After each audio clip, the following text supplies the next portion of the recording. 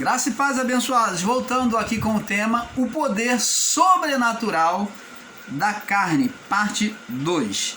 Então, abençoados, como vimos, os magos de Faraó, vamos voltar aqui, Êxodo 7, né, para prosseguir da onde nós paramos. Êxodo 7, Êxodo 7, verso 10 em diante. Diz aqui: Os servos de Faraó fazem os mesmos sinais que Moisés, que é a representação de Deus. Então Moisés e Arão foram a Faraó e fizeram assim como o Senhor lhe ordenara. Lançou Arão a sua vara diante de Faraó e diante dos seus servos, e tornou-se em serpente. E Faraó também chamou os seus sábios e encantadores, e os magos de Faraó também fizeram o mesmo com os seus encantamentos, porque cada um lançou as suas varas e tornaram-se em serpentes, mas a vara de Arão tragou a vara deles. Você vê que os magos de Faraó fizeram os mesmos sinais dos servos de Deus, dos filhos de Deus. O poder pareceu ser o mesmo, Deus e a carne, o poder de Deus e o poder da carne. Então, para os ensinadores em graça que se recusam a engolir, a aceitar no seu coração que a carne exerce poder ainda nos dias de hoje, desde Adão até a sua existência, então está aqui: o Deus exerceu o seu poder por meio de Arão, transformando a vara em serpente, e os magos de Faraó exerceram o poder da carne. Os feiticeiros exerceram o poder da carne. E só que o poder de Deus, ele sobressaiu, ele tragou as serpentes dos magos de Faraó. Agora vamos pular para o verso 22.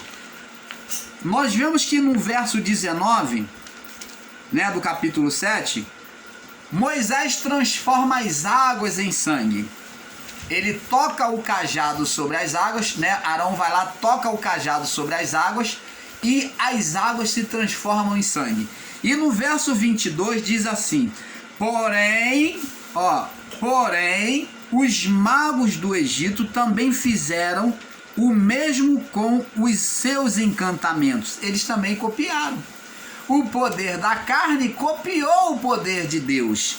Parece, mas não é, igual Denorex. Então você que está dentro dessas chamadas igrejas evangélicas, é um despertamento para você ouvir isso, que às vezes parece ser de Deus, mas não é.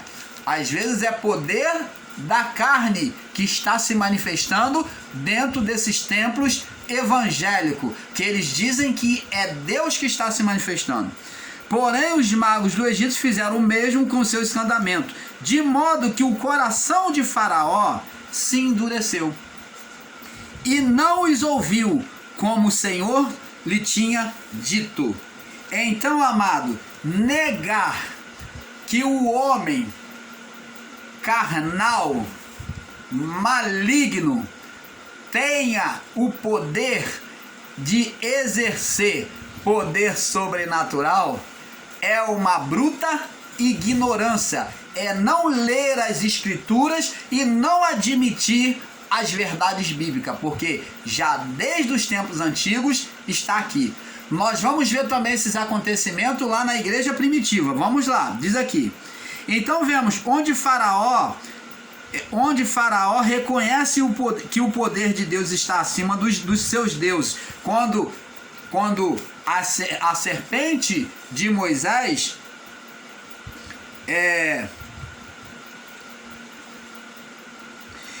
quando então Moisés faz outros sinais, né, através de Arão pela vara, então tem sinais que os deuses de Faraó por meio dos seus servos, não pode fazer, aonde Moisés se rende e reconhece o Deus de Moisés.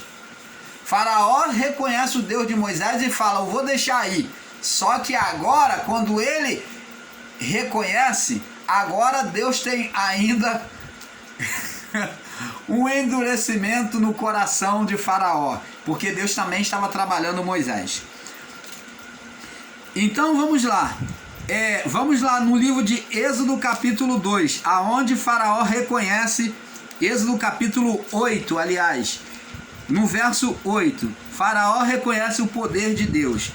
E Faraó chamou a Moisés e Arão e disse, rogai ao Senhor que tire as rãs de mim e do meu povo, e depois deixarei ir o povo para que sacrifique ao Senhor. Agora, pela vontade dele, ele ia, mas nós vamos ver que Deus vai lá e toca com seu dedo, endurecendo o coração de Faraó, né?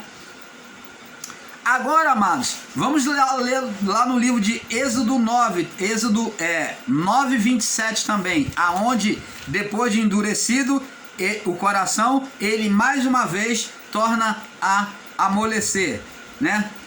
Êxodo 9, no verso 27, aonde ele fala para ele ir, o povo ir adorar a Deus, ele libera o povo. Então Faraó mandou chamar a Moisés e Arão e disse, esta vez pequei, o Senhor é justo, mas eu e o meu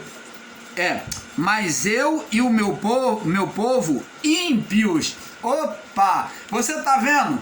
Eles se consideraram ímpio. Ele reconheceu que pecou contra Deus nessa insistência de segurar o povo. Deus agora, o que Deus queria ouvir de Faraó é que o Deus de Moisés, o Deus do povo hebreu, era acima de todos os deuses. Enquanto Faraó não confessou isso, mesmo tendo vários deuses apoiados sobre os vários deuses, todos os seus deuses foram desafiados e não puderam vencer ao Deus sobre todos, ao Deus Criador. Quando os lábios de Faraó confessam, agora pequei, o Senhor é justo, mas eu e o meu povo ímpios. Então, quando ele fez essa confissão, agora, então, Deus fez Moisés testemunhar, aquele povo testemunhar, de que o Senhor é Deus. Só o Senhor é Deus. E quem direi, Senhor, que é o que falou comigo? Perguntou Moisés diante da sarça. Diga a eles que o eu sou te enviou. Eu sou. Então o eu sou fez Faraó se render, como diz a palavra, porque todo joelho se dobrará e toda língua confessará que Jesus Cristo é o Senhor. Aqui Faraó se dobrou e confessou o Criador, o Deus eu sou. Você está entendendo, amado? Agora, após isso, então Deus agora termina as pragas. Deus agora vai terminar as pragas a partir daí. Nós sabemos que tem agora mais outras pragas, né, para vir, porque Deus agora é que vai endurecer o coração dele. Vamos lá no livro de Atos, aonde vemos a carne sendo manifesta, porque alguns vão se apoiar e falar, mas isso foi coisa antiga, isso daí foi lá no tempo antigo. Mas vamos ver na igreja primitiva aonde isso aconteceu. Atos capítulo 13. Vamos ver lá no período dos apóstolos, aonde a carne manifestou poder através de Elimas, o mágico. Atos 13, do 4 ao verso 13. Vamos ver aqui. Do 4 ao 13. Diz assim: Elimas, o mágico, é o título. E assim, estes enviados pelo Espírito Santo desceram a Seleunica e dali navegaram para Chipre. E chegando a Sulamina, chegaram a Sulamina, anunciavam a palavra de Deus nas sinagogas dos judeus. E tinham também a João como cooperador. E havendo atravessado a ilha até Pafos, acharam um certo judeu. Ele era judeu, só que ele era mágico. Ele tinha o quê? Ele criava ilusão, né? E ele era falso profeta, pregava contra a palavra, enganava as pessoas, se dizendo ser de Deus. Chamado Bar Jesus. Você vê que ele tem o sobrenome de Jesus. Ele tem o nome de Bar Jesus. O sobrenome dele era Jesus. Você vê que ele também tinha o nome de Jesus. Mas o nome de Jesus, quando pronunciado com fé, né, com o coração contrito, ele soa diferente, ele soa com poder. Pode-se falar vários Jesus, mas quando é clamado com fé, o nome soa com poder. É diferente de qualquer Jesus. O qual estava, verso 7, com o procônsul Sérgio Paulo, homem prudente. Este, chamando a si Barnabé e a Saulo, procurava ouvir a palavra de Deus. Então, eles queriam ouvir a palavra de Deus. Mas resistia Elimas, que tinha por sobrenome Bar Jesus, né? Elimas, o encantador, porque assim se interpreta seu nome, né? Que era o Bar Jesus, procurando apartar a fé do procônsul. Então o procônsul, enquanto estava sendo evangelizado por Barnabé, né, e por Saulo, então eles enquanto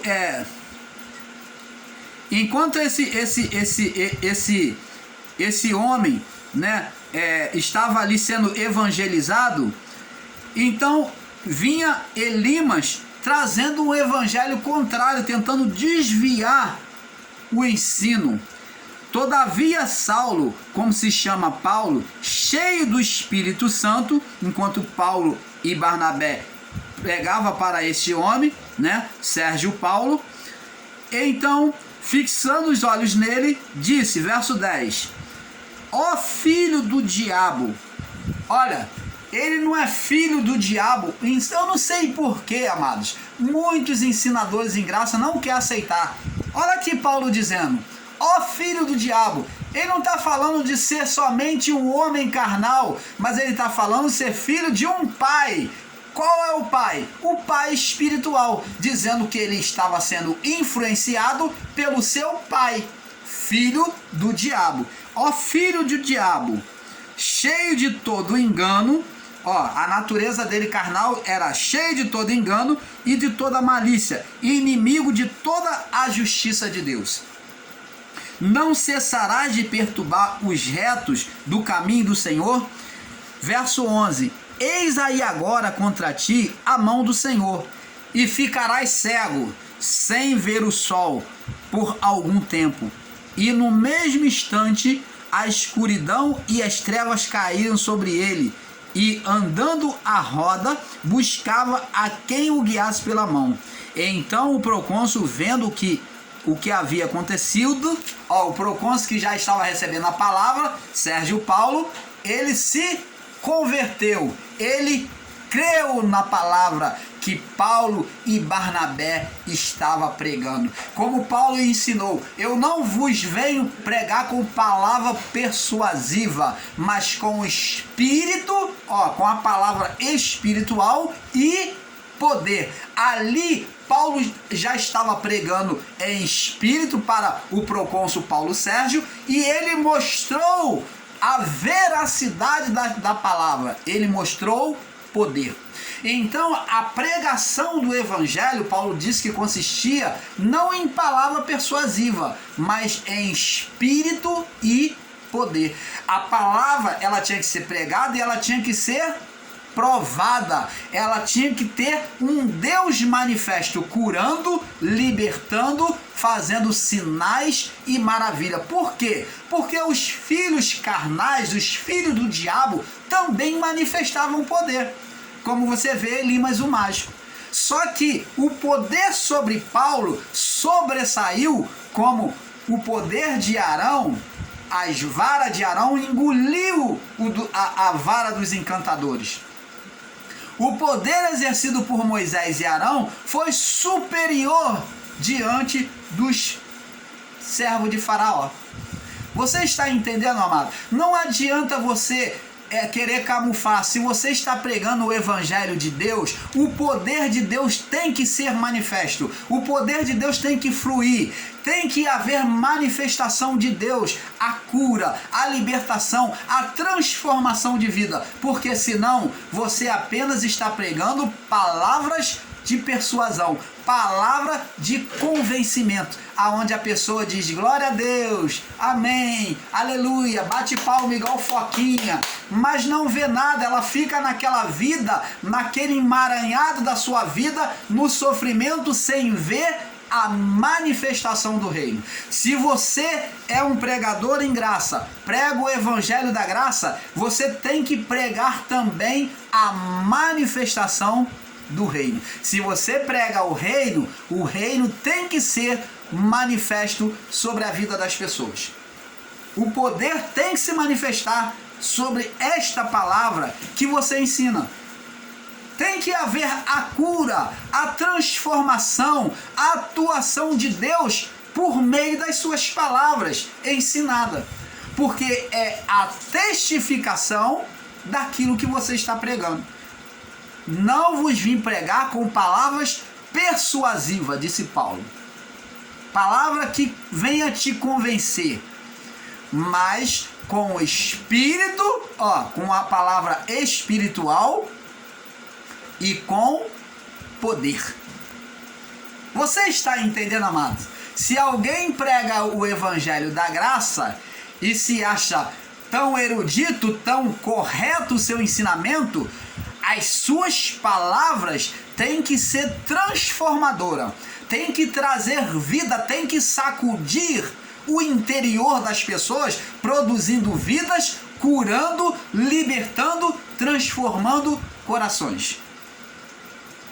Porque assim é que Paulo ensinou. Você está entendendo, amado? Elimas o mágico fazia sinais, proezas e maravilha no período da igreja primitiva. Então, abençoados, Elimas o mágico, chamado Bar Jesus, né?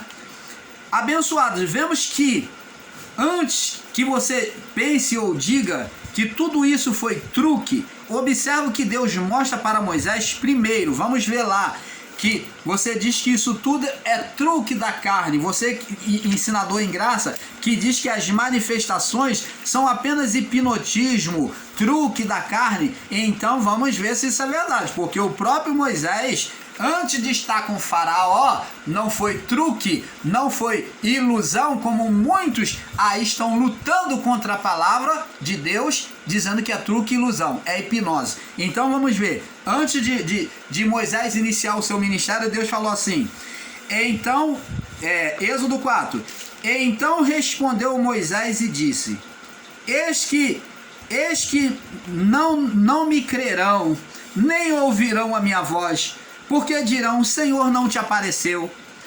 E o Senhor lhe disse, o que é isso que tem na tua mão? E ele disse, é uma vara. E ele lhe disse, lança na terra. E ele lançou na terra, e tornou-se em cobra. Então é esse sinal que Deus está mostrando que ele vai fazer diante de Faraó.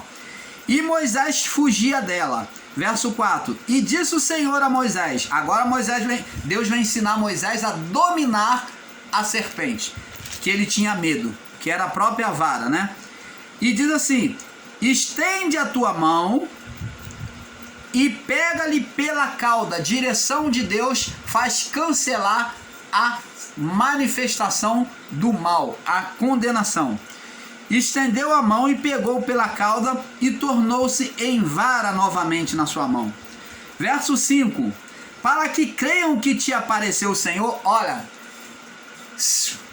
Paulo falou: eu não vos venho pregar com palavra persuasiva. Moisés falou: como eu direi, eles não me crerão. Então Moisés tinha que falar, mas Deus então manda ele provar.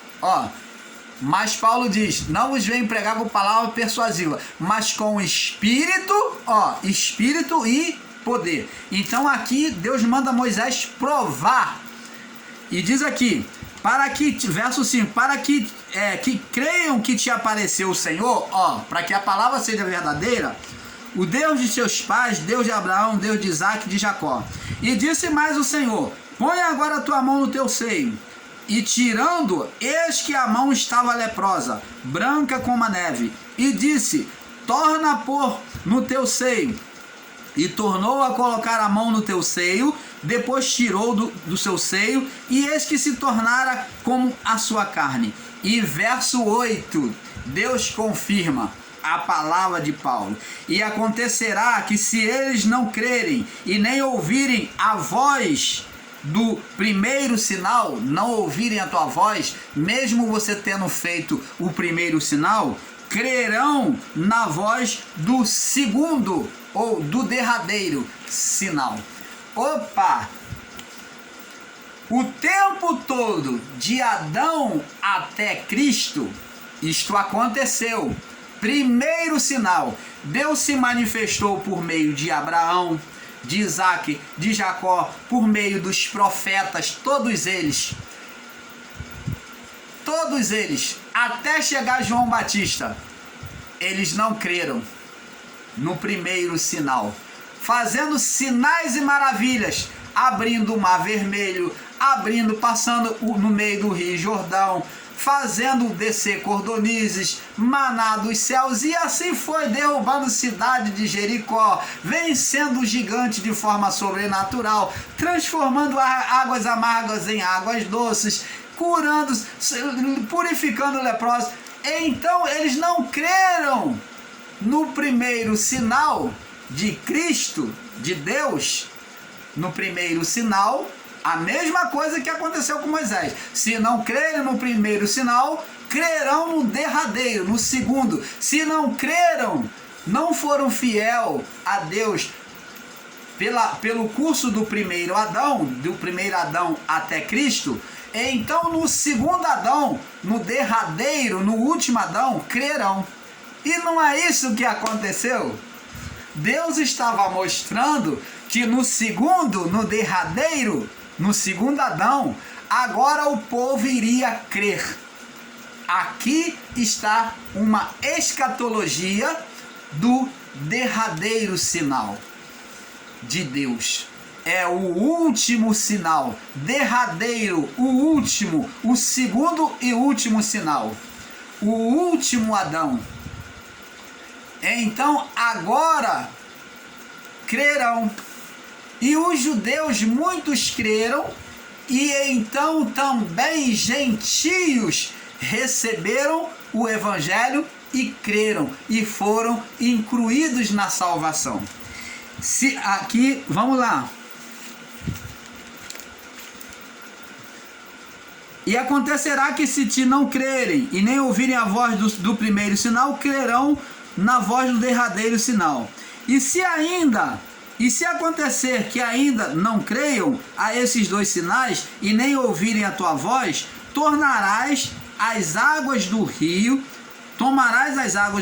e derramarás na terra seca, e a terra se tornará em sangue, e derramarás na terra seca, e as águas que tomarás do rio tornar-se-ão sangue sobre a terra. Então, você está vendo aqui, amados? Então, uma pessoa não crer na manifestação de Deus hoje, principalmente estando em graça, ela não conheceu a graça de Deus. Ela se acha em graça. se ela luta contra a manifestação do poder de Deus, dizendo que Deus não cura hoje mais, que Deus não mais liberta, que Deus não traz uma prosperidade sobre a vida das pessoas, que Deus não age no impossível da vida das pessoas, eu pergunto a você, para que ela está em graça? Para que ela insiste em dizer que está vivendo o reino de Deus? Viver o reino de Deus é viver vencendo as dificuldades do mundo. Jesus falou para os seus discípulos, ele não negou que não haveria. Ele disse, no mundo tereis aflição. No mundo vocês vão ter sofrimento, sim, vai ter aflição. Mas tem de bom ânimo, use a vossa fé, tenha ânimo, reaja com fé, porque eu venci o mundo. Ele coloca ele como espelho que ele triunfou, ele ressuscitou. Então ele diz que é para nós termos ânimo nos seus feitos. Iríamos vencer. Viver o reino de Deus é vencer toda e qualquer dificuldade nesta vida, manifestando Deus sobre todas as dificuldades. Você está entendendo, amado? Se alguém está pregando um reino de Deus só de palavras bonitas para você, de conhecimento de palavras, este reino é um reino não verdadeiro. É um reino que é um reino mentiroso. Um reino que não se manifesta, que fica apenas nas palavras. Deus não nos chamou para ficar apenas nas palavras, conhecendo palavras bonitas, recebendo palavras, você é filho de Deus, você é um abençoado, você vive o reino de Deus, você é igreja de Deus, você é igreja gloriosa. O que adianta isto? Pedro compara esses homens que ficam pregando e não produz manifestação como nuvens sem água. É aquela nuvem que parece que vai chover, mas não acontece nada. Assim são os ensinadores em graça que não manifestam o poder sobre as palavras ensinadas. Não ensina que o poder das palavras tem que ser manifesto sobre as nossas vidas. O reino de Deus tem que ser manifesto. O poder de Deus tem que sair das palavras e produzir vidas. Já Davi dizia,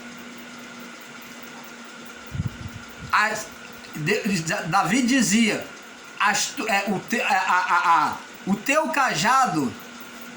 cajado e as tuas palavras me consolam.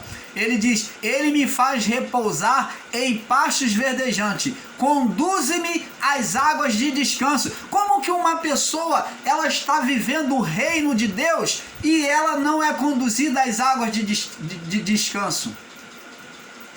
Como que o salmista Davi disse, aquele que habita, se você está habitando no esconderijo do Altíssimo, você está vivendo sobre a sombra de Deus, o reino de Deus, você está coberto pela a sombra de Deus. A sombra de Deus é viver piamente debaixo da lei de Deus. A sombra de Deus é a lei vivida de forma correta, aonde manifestava os bens vindouro do mundo vindouro, que era manifestação do reino.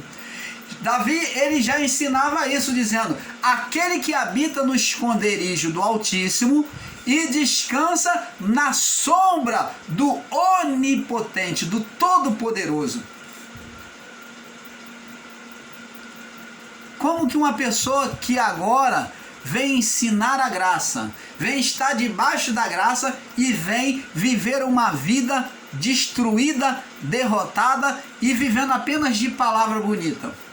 Meu irmão, minha irmã, não aceite, usa sua fé, mostra para o Pai que você é filho dele, se apegue à palavra do Pai, deixa o reino de Deus entrar, ser manifesto, porque entrar não, porque já está dentro de você, mas deixa ele se manifestar para o exterior. O reino tem que ser manifestado sobre o seu exterior, sobre a sua vida física. A vida de dentro tem que dominar a vida de fora, e não a vida de fora dominar a vida de dentro. Reino de Deus é a vida de dentro dominando a vida de fora. Reino do mundo, reino do diabo, é a vida de fora dominando a vida de dentro, apagando o espírito. Como Paulo diz, não apagueis o espírito. O reino está dentro, a luz de Deus está dentro, mas o homem, sendo carnal, ele apaga, ele tira o brilho, ele apaga, porque ele traz e busca o reino das trevas, ele busca saciar a vontade da carne. Você está entendendo, amado? Agora, amado, vamos ver aqui.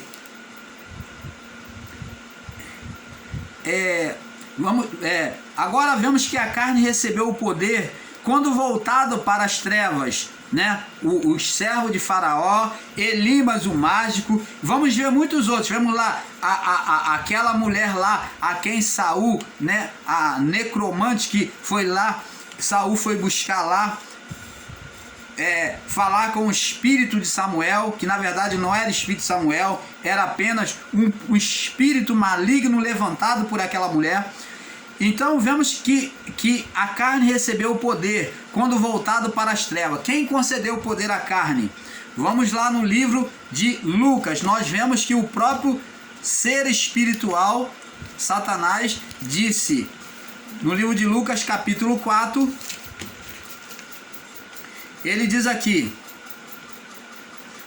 no verso 5, 6, diz aqui: e o diabo, levando a um monte muito alto, mostrou-lhe todos os reinos do mundo, no momento todos os reinos do mundo, e disse o diabo: dar-te-ei a ti este poder, poder da carne, e a sua glória, porque a mim me foi entregue, e eu dou a quem eu quero.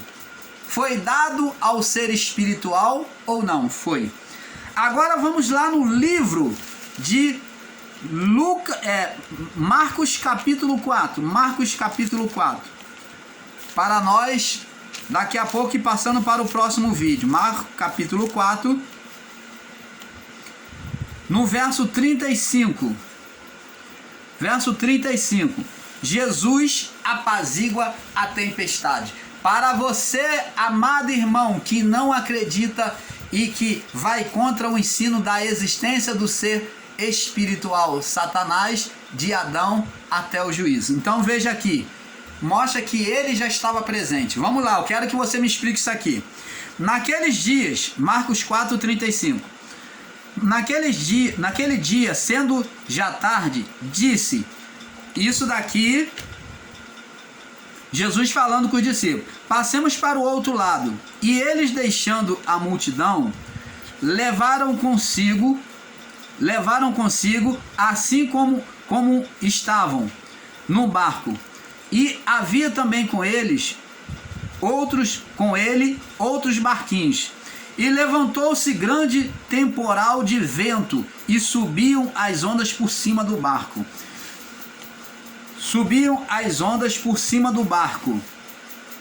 De maneira que já se enchia. E ele estava na popa, dormindo sobre uma almofada.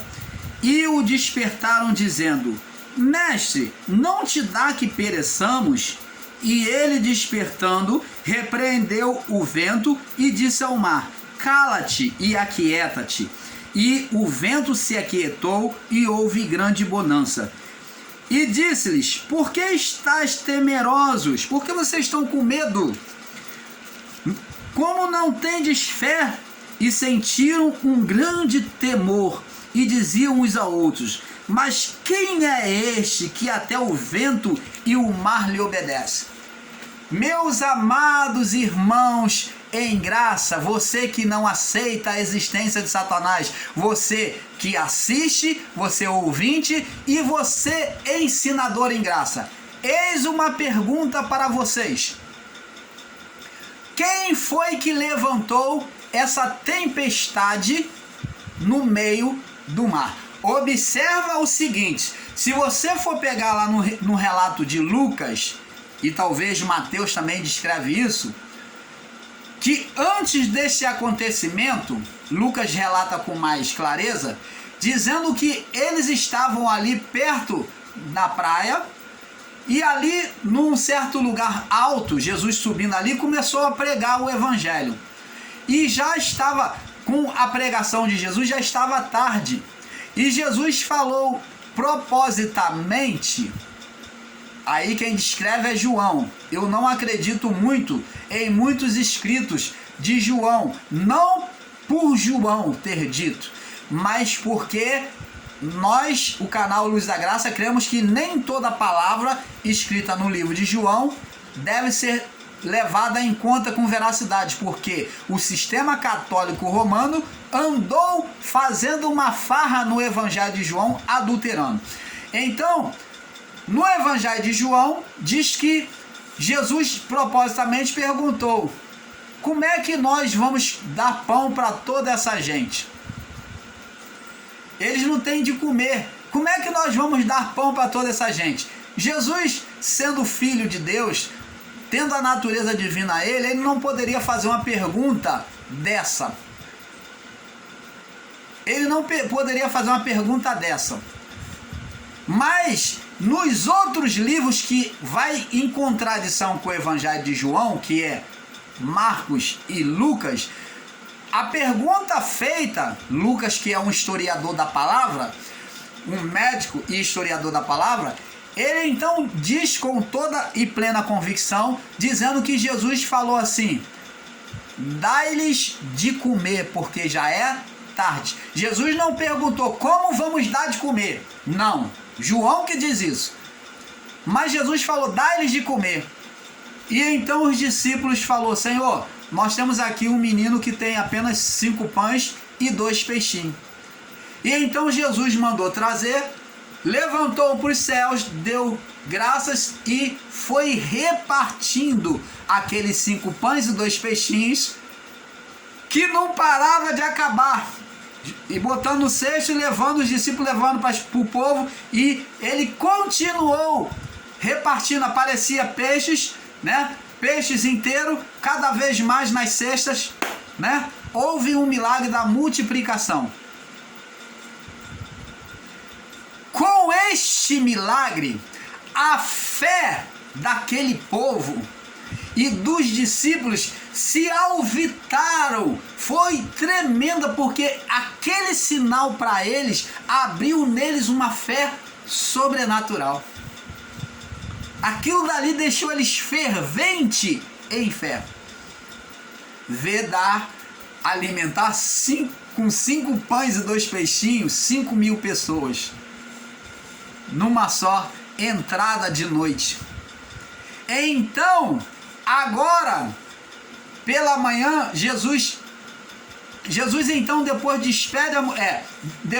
Jesus pega o barco e vai para o meio do mar. E diante daquele sinal, não só os discípulos vão com Jesus num barco, como outros barqueiros, e o povo entrou nos outros barcos e queria seguir Jesus. A fé deles estava tremendo, que todo mundo queria entrar no barco e continuar até onde Jesus fosse. Todo mundo queria ir atrás, todo mundo pegou os barcos para ir. Só que o ser espiritual Satanás, não satisfeito com isso, para buscar roubar a fé das pessoas, que estava fervente, então ele levantou um vendaval no meio do mar. E eles, mesmo sendo profissionais da pesca, homens dos mares, eles ficaram temerosos, os discípulos, alguns deles, todos eles ficaram temerosos, e o povo dos outros barcos também. E Jesus estava ali, cansado da sua pregação, da sua vigília, na praia, ele estava dormindo, repousando sobre uma almofada. E então os discípulos, diante daquele temporal, veio gritando: mestre, não te dá que nós estamos afogando?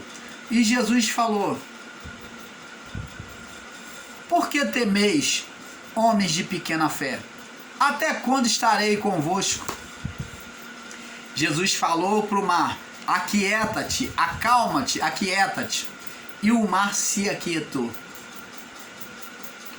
Quem levantou é a pergunta que nós, do canal Luzes da Graça, fazemos a esses que vão contra a existência do ser Satanás, de Adão até o juízo. Quem levantou aquele temporal? Não, mas irmão Paulo, a natureza só Deus é que pode mover, foi Deus que mandou. Opa! Você vai falar isso, você não vai ter coragem de dizer isso, porque você está colocando um montão de pessoas que acabaram de receber uma fé genuína pela multiplicação, pela testificação de Deus na multiplicação dos 5 pães e 2 peixinhos, e que desejosos foram seguir Jesus em meio ao mar, junto com os discípulos, e os próprios discípulos também estavam ali ferventes de fé, e agora estavam temendo aquele vendaval sobrenatural. Você vai dizer que foi Deus que estava tentando virar o barco com seu filho dormindo? Opa! Que evangelho é esse? Jesus disse o contrário, meu irmão. Ele diz que qual é o pai? Ele, como filho de Deus no barco dormindo, qual é o pai que vai fazer isso com o filho? Qual é o pai que, se o filho lhe pedir pão, vai lhe dar uma pedra? Se lhe pedir peixe, vai lhe dar uma serpente? Se lhe pedir um ovo, vai lhe dar um escorpião? Ora, se vós que sois maus sabem dar boas dádivas aos vossos filhos, quanto mais Deus dará o bem àqueles que lhe pedirem. Como que você pode ensinar isso? Tiago diz: ninguém ao ser tentado, porque aqui é uma tentação, é uma prova, como os crentes pé roxo, os crentes evangélicos diz: Deus está me provando, Deus está me botando na moeda. Opa, Deus não, o ser espiritual. É um espírito maligno, porque Deus não tenta ninguém, porque Deus não pode ser tentado pelo mal. Tiago 1, do 12 ao 15. Porque cada um é tentado pela sua própria cobiça, quando essa o atraz e o seduz. E havendo concebido, dá luz ao pecado, e o pecado, sendo consumado, gera a morte. Deus nunca tentou ninguém, Deus nunca botou ninguém na moeda. Quem é que estava tentando aqui? Jesus e os discípulos e todo aquele povo em meio ao mar. O ser espiritual, como Paulo descreve lá no livro de Efésios. Vamos lá no livro de Efésios. Efésios, capítulos... Livro de Efésios. Vamos ver aqui. Efésios, capítulo 2. Efésios, capítulo 2, verso 5. O qual noutros séculos não foi manifesto aos filhos dos homens, como agora tem sido revelado pelo Espírito de Deus e pelos apóstolos. Deixa eu ver aqui. Efésios capítulo 2.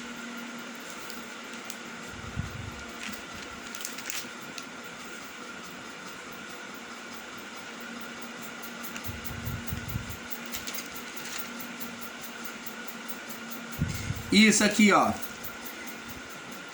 Efésios capítulo 2, verso 10. Para que agora, pela igreja, a multiforme sabedoria de Deus seja conhecida dos principados e potestades dos céus, né? Seja conhecido dos principados e potestades dos céus. Mas não é isso aqui não, peraí. Efésios 6, Efésios 6:10.